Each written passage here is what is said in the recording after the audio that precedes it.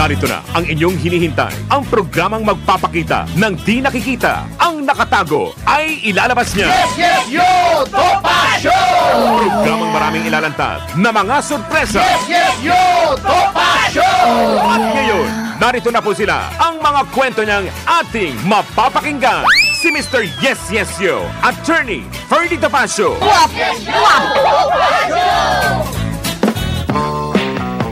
Yeah, mga kasama, magandang umaga po ang ating araw, Lunes.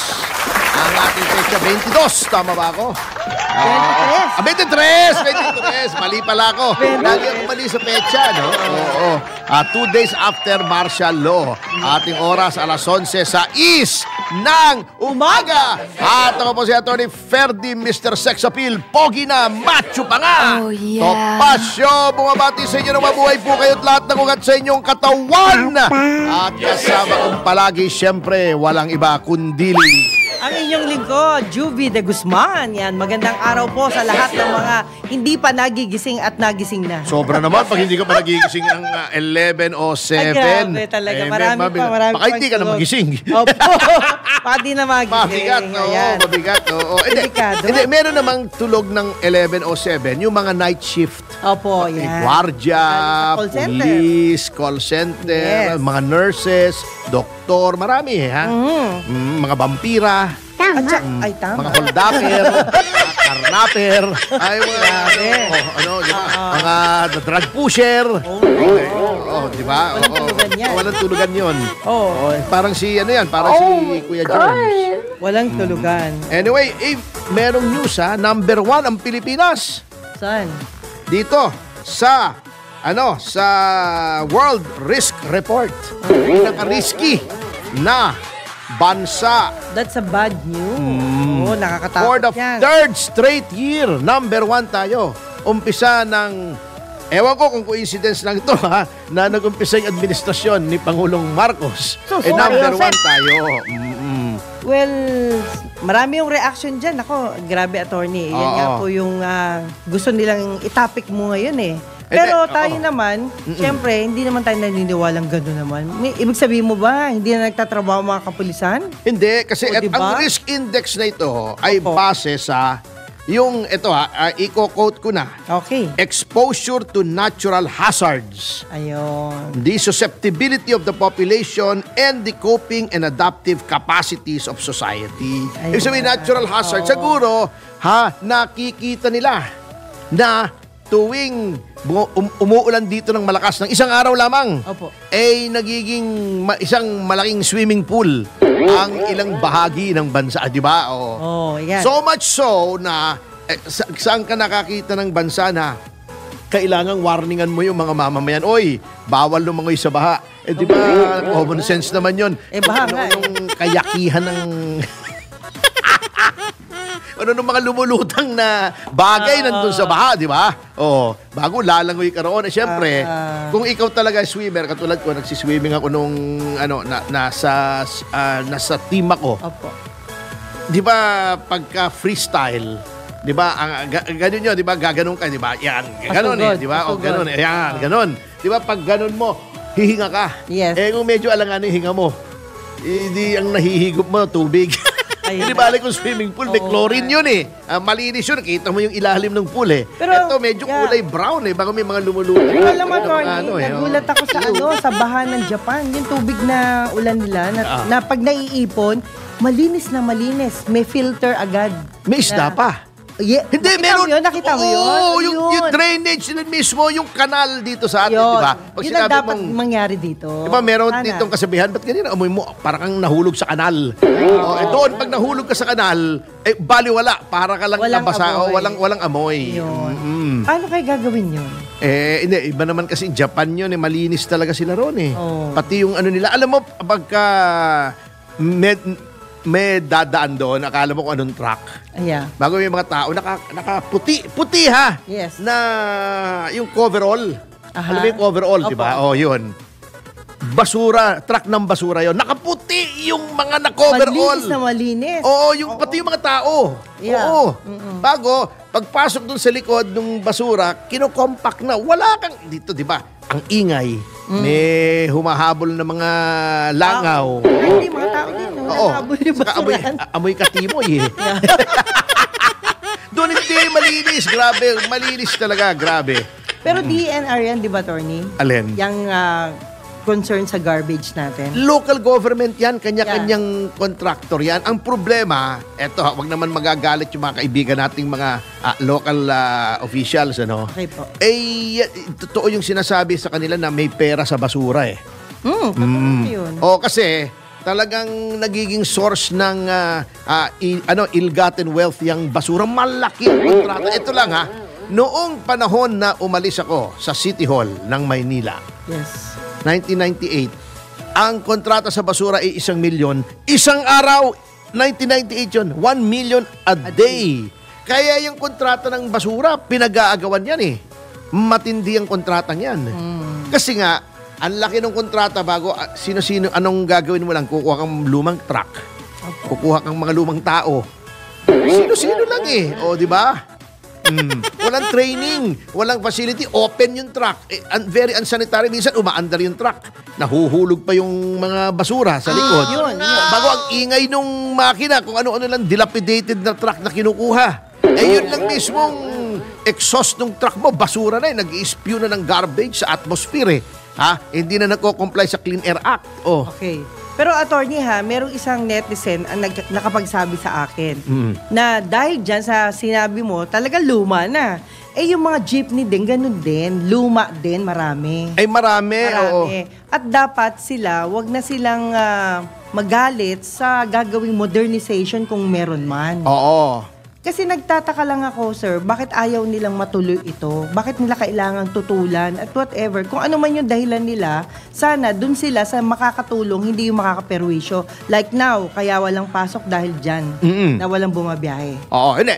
Ngayon din, ang gobyerno, in-announce din naman, Opo. hanggang alas 3 lang baka meron kayong transaksyon sa gobyerno mga giliw naming tagapanood at tagapakinig. Opo. Ay bilisan nyo kasi ang gobyerno ngayon ay hanggang 3 p.m. lang. Dahil daw sa family chuchu, ano ba yun? Yung para may time daw, every year naman ginagawa yan. Opo. Na para makapag-bonding ang mga empleyado doon sa pamilya nila. Pero attorney, bong malabs yan. Kaya nga, siguraduhin niyo lang na pagka 3 o'clock at umuwi kayo, yung tunay na pamilya nyo ang uwian nyo, Yun na. mabigat yan Delikado. Oo, baka kung saan kayo pumunta, sa halip na mag-bonding kayo, makipag-inuman kayo sa mga kaibigan nyo, mag-date kayo dun sa mga kulukadidang nyo, wag naman. Oo. Pero kadalasan po, Yan ay masama, di ba? Yan ang laging binibili Ay, natin sa opo, kanila. opo. Sa pagkatapos ng programa, wag makikiapid. Sabagkat mga kapatid, ayon sa unang Korinto sa 1 talata ay 9, ang mga nakikiapid ay hindi maliligtas. Sus, Mario Josep. Bakit? Talaga naman i-fact check nyo. Josep. I-fact check nyo. Tama yan. Pero attorney, ito nga yung sinasabi nyo, 3 o'clock. Okay, good. Magsasara yung opisina na 3 o'clock and then babiyahe. Ang pagbiyahe ang problema kasi nga yung mga tao walang masakyan. Ayun ang mabigat. At wala rin silang alternative. Yun ang problema po. Oh, what will happen to them? Pinakatenga rin sila sa kalsada. Hindi rin nakapag-bonding. Ayun. Hindi kasi ang objection naman, para lang for the sake of fairness, ang sinasabi kasi ng iba naman, napaka-financially onerous, mabigat sa bulsa yung modernization kasi kailangan magtayo kayo ng kooperatiba. Ang gobyerno naman, in fairness din sa gobyerno, dinadagdagan naman ng subsidy. Opo. So it's just a matter of, siguro una lang naman po yan na masakit. Mahirap. Oo, kasi nga, bibili tayo ng bagong unit, pero wag natin tingnan tingnan natin yung long-term effect. Unang-una, yung benepisyo sa mga riding public. Diba? Yes. Moderno, safe. Yung mga jeep, hindi yung yung palo-palo gano'n, Opo. di ba? Number 2, yung sa environment kasi magiging CRDI na yung engine, Yes. Euro 4, Euro 5 compliant na. yung linis ng from here, pag In tingin mo, air kita mo naman, parang O, di ba, fog na? parang may fog hindi naman tayo temperate country para magkaroon ng fog sa syudad. Yeah. Hindi naman malamig o mainit naman ngayon o tumisikat ang araw. Bakit may fog? Smog yan Yan ang tawag, diba? Smog. Hindi, smog talaga tawag dyan. Yung fog na mukhang na galing sa pollution is a portmanteau of yung smoke and fog, smog. So, mababawasan yan. Ayan. Ang isa pa namang problema rin kasi dito sa atin, hindi naman binigyan ng subsidiya ng mga nakaraang gobyerno yung ating indigenous na motor vehicle industry. Katulad ng Saraw. Sayang yun. Ang tagal na niyan Yung Francisco Motors, yung ANFRA. Noong panahon ni Marcos Sr., meron yung Unified Vehicle something ni Pangulong Marcos. Dati, nagpo-produce na ng sariling kotse ang Pilipinas. Yes, Yung Sakbayan. Noon yung DMG ba yun? Yung Domingo Guevara. Yung importer dito ng Volkswagen. Volkswagen engine, ginamit nila parang yung Kubelwagen. Kubelwagen noong 1940s, yun ang korte noong body, gawa rin sa Pilipinas. Ang tawag nila Sakbayan. Bago meron pa rito yung ANFRA na parang MPV, yung multi-purpose vehicle. Parang mga Innova, yun ang precursor ng Innova. Yung ANFRA. Ano yun? Parang Ana Francisco yata yung ANFRA or whatever. Francisco Motors yun. So from jeepneys, nagpo-progress na sila into talagang mga yung stamp body na vehicles. Meron pa rito lumabas yung Cimarron. Na parang MPV rin, parang Toyota Tamaraw, precursor ng Tamaraw. Kaso mo, hindi natulungan ng gobyerno. Namatay tuloy yung local industry. Ito, nangyari to pagdating ni Pangulong Corazon Aquino, nawala lahat yan. Dahil lamang, yung programang yan ay may tatak Marcos. Tinanggal nila. Kamote. Sayang pala. Meron na tayong nagpo-produce na tayo din. So, naunahan na tayo ng Malaysia, di ba? Nagkaroon na ng Proton na based doon sa Mitsubishi. Naunahan na tayo ng Korea. Nagkaroon ng, yung Hyundai dati, based din sa Mitsubishi. Kasi ang Mitsubishi, noon, time na yun, malaki yung Mitsubishi. Later on, medyo humina ang Mitsubishi nabangkarote Ang dami nilang mga collaborations with other car companies. Even Volvo. Nagsusupply sila ng engine sa Volvo dati, Mitsubishi. Yung Asia, na Kia ngayon, Mitsubishi based din yun. Yung atin, based sa iba-ibang, let's say, Ford. Yung Fiera, Ford Fiera, engine ng Econovan yun. Ganun na ako katanda, naabutan ko na lahat ito Yung Fiera, yan Tamaraw, dito lahat gawa yan ANFRA, yung Cimarron, yan. Marami. Meron ako nakita nga sa internet yung para siyang bus tapos lumiliit kapag yuyuko sa mga mabababa. Uso din sa mga sa mga ibang countries. Nakasakay na ako roon. Yung sa Europe, nag-a-adjust sila. Nag-a-adjust sila para kung medyo maliit ka katulad ko may kapansanan. Hindi. Totoo naman. Bakit? Dito lang ba sa Pilipinas may maliit katulad ko? Lahat naman ng bansa may mga maliliit Kanya lang yung kasi laki ko dito, maliit lang ako. Sa ibang bansa sa Europe, unano na yung height ko. Pero nakasakay ka nun, attorney? Nakasakay ka nun? Bumababa siya. Ano lang naman yun, hydraulics lang naman yun. Para yung mga may edad, may mga kapansanan, hindi mahirapang maghapon. At hindi pa yan may nakita rin ako na isang sasakyan na walang driver. Kundi meron lang siyang pipindutin kung saan tapos yung bata lang ang sumakay. Ay, kung magkaroon tayo ng ganun, laking bagay din pala nun. Anyway, mabalik tayo rito sa yung sa World Disaster Index. Okay. Ito At ang ranking pala ni Re ay base sa kalkulasyon sa epekto ng mga lindol, tsunami, pagbaha. Mga ipo-ipo, pagtuyot at pagtaas ng level ng dagat. Then, kinoconsider din nila yung kapasidad ng bansa sa disaster response. Kung gaano kabilis makaresponde yung gobyerno para tulungan yung biktima nitong mga sakuna. Yeah. So number 1 tayo nakulelat. Mas mataas kasi ang ranking dito, mas kamote. Oo, mas kamoting kahoy. Ibig sabihin, dito, tayo ay prone sa baha, sa lindol, kasi nasa Ring of Fire tayo, 'di ba yung sinasabi ng Pacific Rim of Fire na kasama diyan ng Japan yung madalas lindolin. Oo. And then, katulad niyan, may mga buildings tayong dinadaya, substandard, di ba? Ang dami. Tuwing may lumilindol dito, may mga buong building natutumba. Paano dinadaya? Hindi sinusunod yung building code. Kasi nasusuhulan yung mga building officials. Hindi ko naman nilalahat, pero marami dyan yan. Hindi matibay yung paggagawa. Then, mabagal ang response katulad ng baha. Di ba? Sa halip na magresponde yung ating gobyerno ay ang hinahanap ay si Pastor Kibuloy. 3,000 tao. Biro mo kung 3,000 tao nilagay mo dito for disaster response, ang dami na tulungan. In the meantime, nalulunod yung mga tao, natatrap sa bahay, walang pagkain, walang kuryente, kamote. Bago sinasabi yung EDCA sites daw, di ba? Laging binebenta sa atin tayo pinaglululuko sabi kaya may EDCA rito para yung mga Amerikano pag may sakuna tutulong. May nakita ka ba ni isang Amerikano? Wala po. Ako may nakita doon sa village namin, Amerikano. Kasi doon siya nakatira. Hindi ko nga alam kung Amerikano yun kasi pare-pare. Amerikano, Australian, di ba? British, ewan ko, basta puti. Tumutulong siya ron. Australian, German, hindi ko malaman, Polish, Danish, Swedish, hindi, basta puti.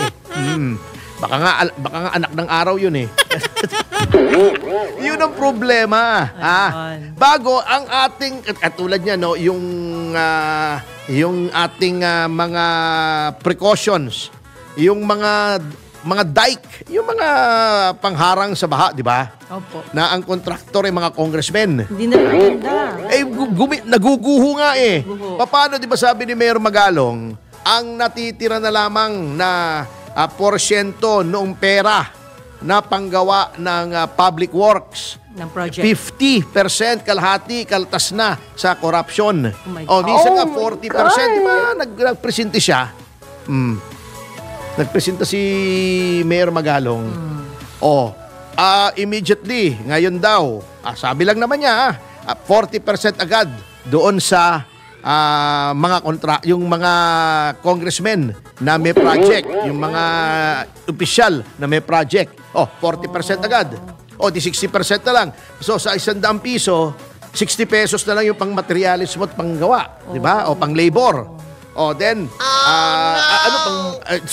puro yung malabnaw yung semento, manipis yung bakal, di ba yung sa Pampanga, gumuho. Kaya daw ngayon, napakalaking porsyento ng mga congressmen ay kontratista. Kasi, di ba, ayaw na nilang i-share Grabe, ayaw na nilang i-share yung cut nila. Sila na kami na rin yung kikickback, kami na rin gagawa ng kontrata. Kaya napakaraming kontratista. Ang nakaupo ngayon. Ang nakaupo. Yun nga ang dinideplore nung marami. Ano bang meron dyan at puro kontratista na kayo dyan? Kasi obvious, grabe naman bago kung makapagsalita, yung mga lintik akala mo yung mga santo. Pero attorney, kasalanan ng mga bumoto yun. Dapat yung mga bumoboto matalino rin. Wala nagiging patronage politics na perpetuate yung ganong kultura. Yun na. Anyway, sa notang yan mga kasama ay magbabalik ang Yes, Yoto Basyo. Mga kapatid, mga commercial information sa Advertols, Patotas, Hanap buhay just in News Flash. Breaking news, news break at this moment. At kung ano-ano pang katsurbahan atin oras. Alas 11:25 na ng umaga. 1, 2, 3, Yewa! Yes, Yoto Basyo! Si Mr. Yes, Yo, Attorney Ferdy Tapasio. Yes, Yoto Basyo! Yeah, mga kasama, sa oras sa alas 11:34 ng umaga ay nagbabalik ang Yes, Yo, Topacio. Attorney Ferdy Topacio kasama si Juvie de Guzman. Magandang umaga ho. At meron po tayong importanteng bisita, kaya sa third gap na po natin gagawin yung ating Jim Paredes. Ha? Okay. Oo, so hintay-hintay lang po kayo sapagkat alam nyo, napakaraming issue na lumilitaw po, lalong-lalo na dito sa tinatawag na Quadcom, kung saan nag-iimbestiga daw ng EJK, drugs, yung Pogo, etc., kung ano-ano pa. Ngayon, kung ano-anong mga lumilitaw na issue na ang sinasangkot pa na para sa amin ay yung mga nag-implement lang ng batas. Ano? Ang sinasangkot, ang nagiging star witness, yung mga di umano yung mga drug pushers, mga drug lords, yun ang star. Ang tinutugis, mga pulis, yung mga nagpapatupad ng batas. Ngayon, yung Quadcom ay meron ding component na illegal drugs. Meron pong issue na lumilitaw, hindi lamang si EJK, kundi sa illegal drugs. At ang dami pong lumalabas na mga gustong magtestigo. Katulad din to si Kati Binag. Bakit yung sa illegal drugs ay parang may favoritism daw, sabi ng mga netizens, itong Quadcom.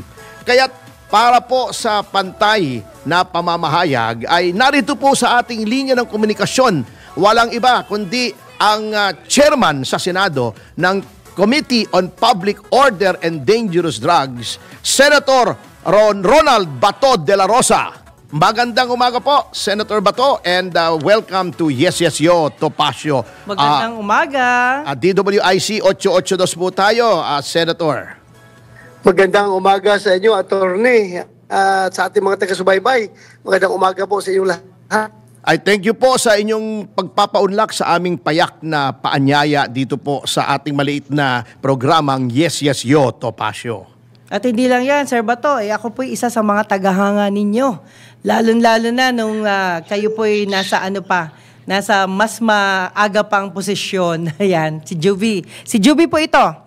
Juvie. Sorry, Juvie. Good morning, Juvie. Anyway po, Senator, unahin po natin itong nakikita nating issue na tila bagay inuusig kayo nitong Quadcom at based lamang sa mga kung ano-anong mga alegasyon na wala namang patotoo. Ano pong masasabi nyo rito, Senator? Yung ang mahirap, attorney, no? Parang bumaligtad na ang mundo ngayon. Sa panahon ngayon, ang mga sikat at kinukonsidera na mga hero at pinapakinggan at parang kiniklear yung mga pangalan ay yung mga convicted drug lords, yung mga drug lords na nagsipaglayasan at yung mga drug lord protectors. Sila na ngayon pinapakinggan ng ating gobyerno at ang inuusik ay yung mga anti-drug enforcers na nagbubuhis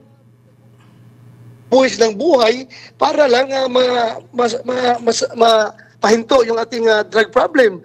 So, aywan ko bakit nagkaganito ang mundo natin dahil ba sa politika? Yun nga po ang itatanong ko Kasi mariin ng ating politics. Alam ko politics ang nasa likuran nito.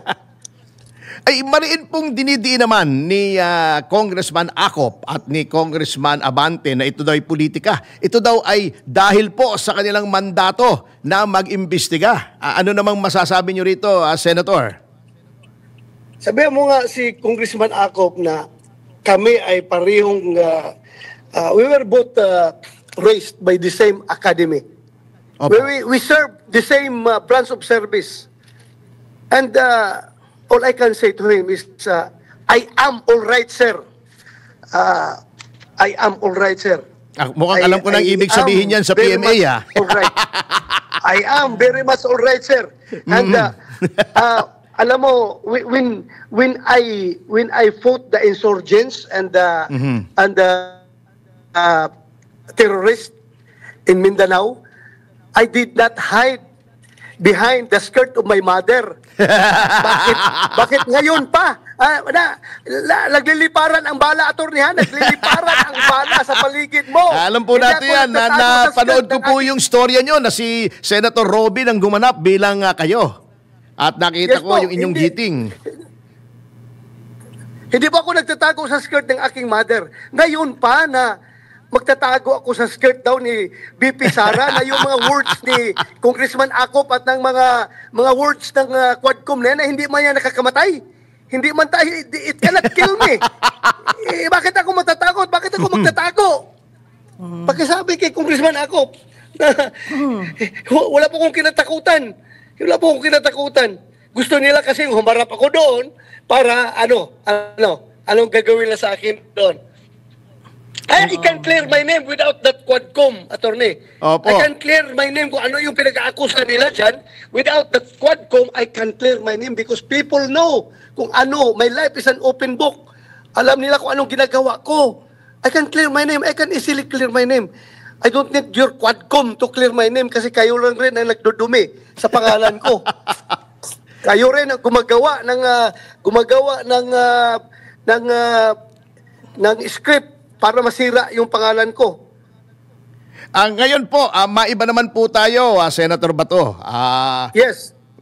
Ito, kayo po ang pinuno ng komite sa ating Senado tungkol sa public order at dangerous drugs. At meron pong nagsasabi, hindi lamang ako, although nagsasabi ako, hindi naman ako ipokrito, na yung Quadcom ay mayroon ding mandate to look into dangerous drugs. May mga lumilitaw na mga testigo.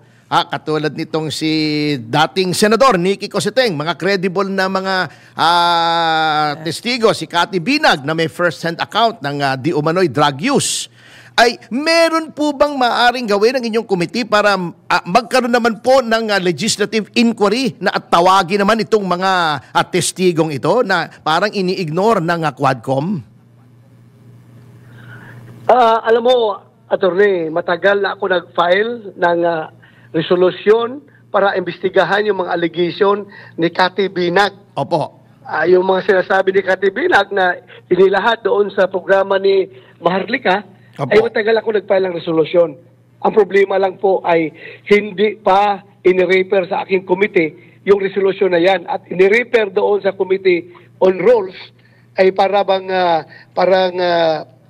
nakastambay, nakatingga doon.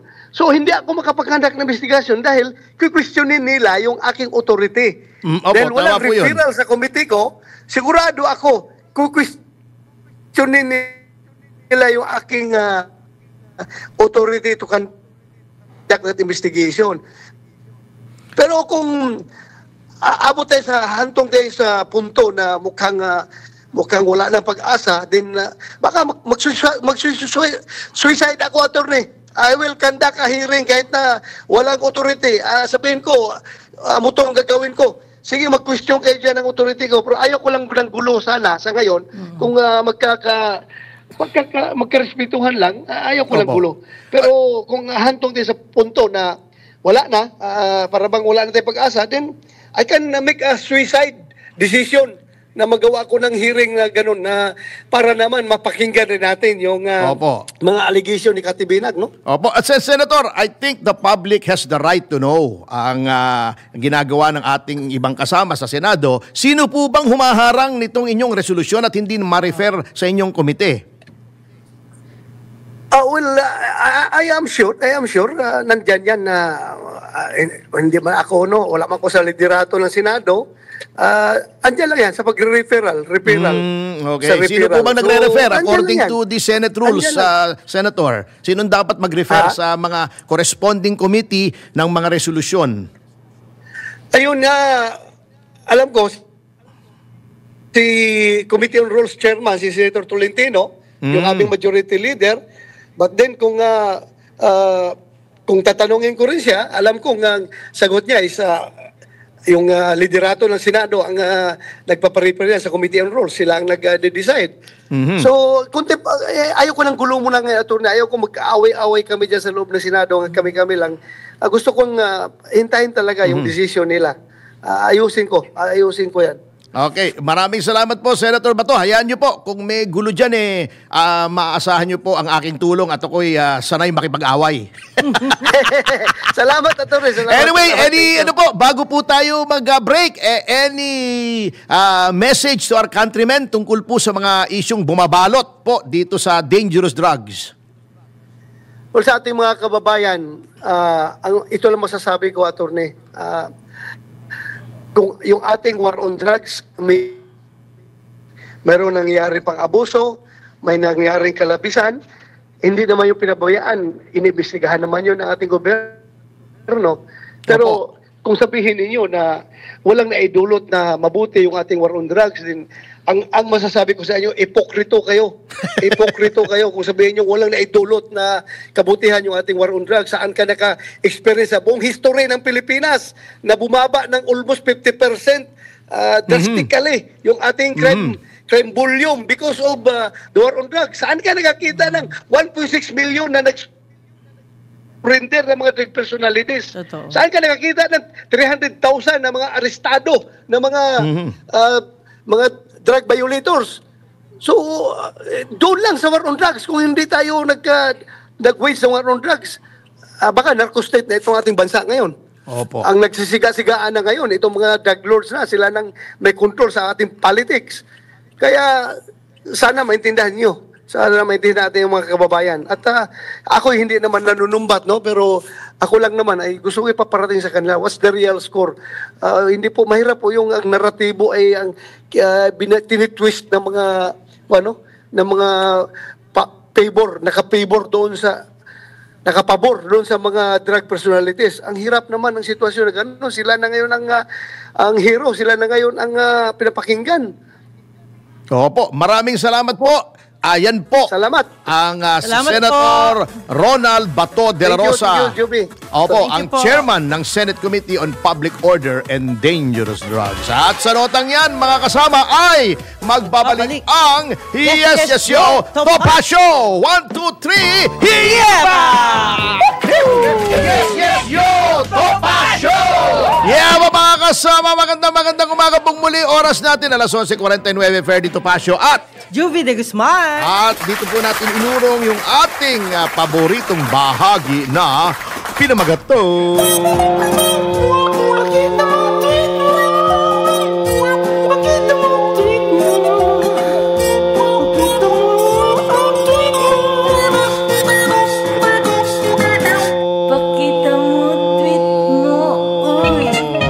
Alright, ladies first.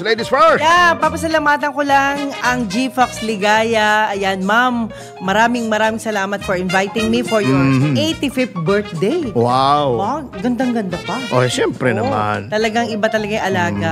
At yan po ay mother ni Doc Melvin Villaruz at ni Sir Juni Villaruz. Okay, at salamat din po kay Jojo Maitim. Happy birthday din sa'yo. Puro birthday kayo, ha?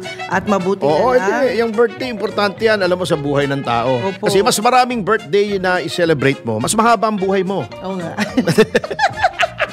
Yung birthday ko, hindi kasi ako naghanda. Kasi Tahimik kung alam lang mo, ako, 85 times mo celebrate yung birthday mo. Opo, 85. 85 ka. O, diba? 90 times mo na-celebrate ang birthday mo. 90. 90. Yan. So, mas maraming birthday, mas mahaba ang Maraming. buhay. Oo. Parang more energy, mas happy. Oo nga Pero iba naman yun. Oo nga Hindi na naman. yata yun eh. Oo nga. Pero sir, hindi natin makakalimutan batiin din yung ating Attorney Arquisa. Thank you po sa support. Yes, Panyero. Oh, yes. Natuto daw tayo magtanim. Ayan, hindi naman ako nakakalimot magtanim. Nagtatanim talaga. Ang galit. Walang...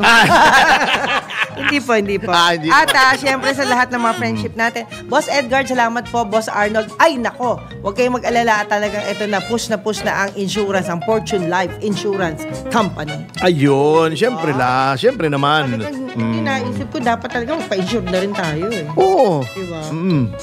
Okay. Bago yung mga kalaban natin, pa-insure natin, then patayin natin. Tayo beneficiary. Hindi, biro lang po yun. Biro lang. Okay, at hindi lang, wait na lang. Happy birthday kay sure. Dexter Orbe, OFW ng Czech Republic. Yan. Nanonood sila ngayon. Galing ako doon sa Prague. Doon kami nag-shoot nung Ay, Spring in diba? Prague sa Czech Republic. Oo, talagang in-check ba yun? Hindi. Iba naman yung Hindi in-check. naman. Sa China naman yun, in Czech Republic naman yun. Ayun. Okay, at saka si Ma'am Felisa Esguera, ayan, RSW, DMS, WDO Family, San Ildefonso Municipality, at kay Mayor Gazo. Ayan, Gazo. Okay, Mayor eh. Okay. Talagang, Ito ang ang ating mga Twitter hunters naman ay si John B. Queen Eagle Inday Duterte War Machine. Opo. Nandito rin si Matt Irasga. Okay, yan. Mr. C. Oh. May reaction siya na doon sa balitang babalik na sa politika si De Lima. Oo. Sabi niya, sa mga may asawa dyan, itago nyo, mga mister nyo. Ano ba yan? Kuha sa bahay ka, haralinggayin. Okay. Hindi daw niya malaman kung anong issue doon sa pagdalaw ni Lenny. Ni Inday Sara kay Lenny. Para dinalaw lang, ang dami niya namang interpretasyon. Issue lang. Chikahan lang eh. Overheard. So, sabi ni Makmak, ibiglang nabaliktad ang mundo. Ito yung sinasabi ng ating panauhin kanina, si Bato de la Rosa, na biglang nabaliktad ang mundo, si Duterte na ang drug lord. Si Jed at si Laila biglang naging mga santo. Ang tatlong may maniwala, kaya sa inyo. Nandito sa Pinoy Top Silog. Yan. Eto, United for Duterte, di na talaga natuto mga kakampings, di na talaga sila magbabago. Okay. Eto, ikaw naman, si Mr. C. Ano ba naman tong pinadala mo sa aking, nakakagulat. Nakita niyo, kita niyo yung retrato ni Pastor Abante. Kita mo na ba yan? Ay, ano yan? Parang lang ang peg, nakalabas yung dila. Ba't ang haba naman? Ewan ko sa kanya, ha? Ikaw talaga. Eto ba si JC ko, okay. Marami pa po. Medyo mabagal lang ang aking Farm Girl Carrie. Nandito, Anathema Crapola. Sabi niya, panahon ni Digong, build daw. Sabi niya, panahon ni Bongbong, ayuda, contempt, budol. Kupit. Okay. Ayun to. May issue daw. Bakit daw hindi imbestigahan ng Kongreso yung mga mamahaling relo at bag ni Stella Kimbo? Kasama na nila yung kay Abante, di ba? May 1.8 million na Escalade, Mercedes, mga Rolex. Okay, sige. Mark Lopez andito rin. At si Ryan Lingo at ang mga hindi mababanggit ay sina Arian A. Castle Band 007 John B. Sabi niya, how ironic that their investigation exposes them for what they are. Alam na natin kung sinong tinutukoy nila. Arshegi, okay. Joby Nikemakolam, yan, Tisha CM. At syempre, si Alcusi, si Secretary Alcusi, nakikinig ngayon sa atin yan. Si Atty. Raul Lambino, yan. At saka syempre, yung mga lagi nating tagapakinig, sina Michael Guy, sina Ryan Ang, sina Rolly Mende Tomas, si Cathy Palamos, FG, Jose Miguel Arroyo, ay Bon Bayags. Bumibiyahe siya ngayon Bon Bayag, di ba yun ang sinasabi pagka... Ano ba yun? Spanyol? Hindi. French. Bon Bayags. Bon Bayags. Yun ang pronunciation talaga. Kasi nasal, Bon Bayags. Happy birthday, Ate Josie. Si William Gatchalian, si Alex Cruz, si Louie and Nuts Gamboa, si Willie King, Andrew Tan. Yan ang mga nakikinig sa atin. Si Ramil Oliveros, nakikinig din po sa atin yan. Alright. At saka lahat ng mga artista ng Borracho Film, sana lagi kayo nanonood. Hindi. May isa pa tayong i-guest dito. May hindi pa pala tayong hindi nag-guest. Baka magtampo. Okay. Alam mo, may puntos yung isang Twitter ranter natin dito na-expose pala yung yaman ni Congressman Abante. Kasi ipinlex pa niya Pastor yan, di ba? Daw. Kasi may malaking krus sa dibdib Ang nangyayari sa kanya, parang pasang krus siya ng mga Pilipino. Anyway, kasi, yan pala may bulletproof na Escalade. Na nagkakahalaga, ni-research ng mga netizens, 18 million! Wow! 18.6 million! Meron din siyang Mercedes. Hindi lang Mercedes, yung special edition, yung AMG, yung pangkarera. Magkano yun? Maswerte yung... Pinlex pa niya, sabi niya, pinalitan daw niya yung dating Mercedes niya. This is my new baby, sabi niya. Di ba? Pinlex pa niya, niyabang pa niya. Saka yung mga Rolex daw niya, 3 million, etc. Hindi ko malaman kung ba't kailangan pa. At lalo na kung public official na magyabang ng ganyan. Kasi kung nakalagay sa konstitusyon natin, you should lead modest lives. Relo lang yan. Katulad nito, Orient. Magkano ito? 17,000. Wow. Tama rin naman ang oras. 11:57. Tama. Kailangan pan-roll. Lalo na pag public official kayo, masagwapo. kung masagwa ng mukha mo, bago masagwa pa yung asal mo, wala nang pag-asa. Talaga napakasagwa na. Ay, sorry. Panalo ang aking kuya natin to si Kuyang. Happy birthday, Congressman Nicanor Briones. Yes, ng Aga Party List. Okay. Anyway, bago po tayo magtapos, ay magbigay-pugay po tayong muli sa lahat ng babae at lalaki na nasa likuran ng tagumpay. Hindi po lamang. Announcement na tayo. Announcement na ba? Wala na? Opo. Yan. Mapapanood at mapapakinggan kami via website www.DWIZ882am.com at yan, i-download. Hindi ko makita. Ikaw na, magtuloy mo na. DWIZ app, DWIZ 882 sa iOS at Android Point. Tapos, Android. Ayan na tuloy. Live yan. Dandan lang. Via DWIC 882 Facebook page and YouTube channel. Si Android Tan. Anyway. Kanta muna tayo ng happy birthday. Sige. Oo. Happy birthday to you. Sa lahat may birthday. Happy birthday to you. Happy birthday. Happy birthday. Happy birthday to you. Ayan na. How old are you? Diba? Ilang taon na siya. Okay, anyway. Tayo po ayan na. Kami po ay magpapaalam lang. Ngunit Tayo na. Meron pa, attorney. Meron pa ba? Tayo po ay mapapanood sa digital Hindi ba TV. sinabi mo na yan? Hindi. Bago yan. Bago. TV Aliw Channel 23. Meron din tayo sa Signal, Sulit TV, Satellite, TV Plus at GMA For the Box. Iba-ibang channel lang nga, no? Opo, dami bahala na kayo sa buhay niyo Available maghanap. rin po kami sa digital TV devices at TV receivers. Ayan, mangyaring scan lamang po ang inyong inyong digital hanapin TV nyo na lang po. receivers at digital boxes. Ayan na, upang mapanood ang Aliw Channel. And then siguro pa-research natin yan. Opo. Kung ano-anong channel sa bawat digital. Anyway, tayo po Next ay program. magbibigay na tayo sa susunod na programa, ang Balitang Bayan! Si Boss Drew Nasino? No. Eto po. Oras. Sa ating oras pa pala, alas 12 en punto ng tanghali. Alright, ito po si Atty. Ferdy, Mr. Sex Appeal, Topacio. At ako naman si Juvie de Guzman. Kami po ay nag-iiwan ng mga katagang susupil sa inyong pagnanasa. Kikitil sa inyong kasalanan. At titi mo! Sa iyong kay Si Pano, di ba? Yes, Nakalimutan. Titi mo. Ayan. Dan Fernandez, titi mo. Nawag! Benny Abante, titi mo sa iyong kaisipan. Nawag! Makiki-api! 1, 2, 3, Hiyama!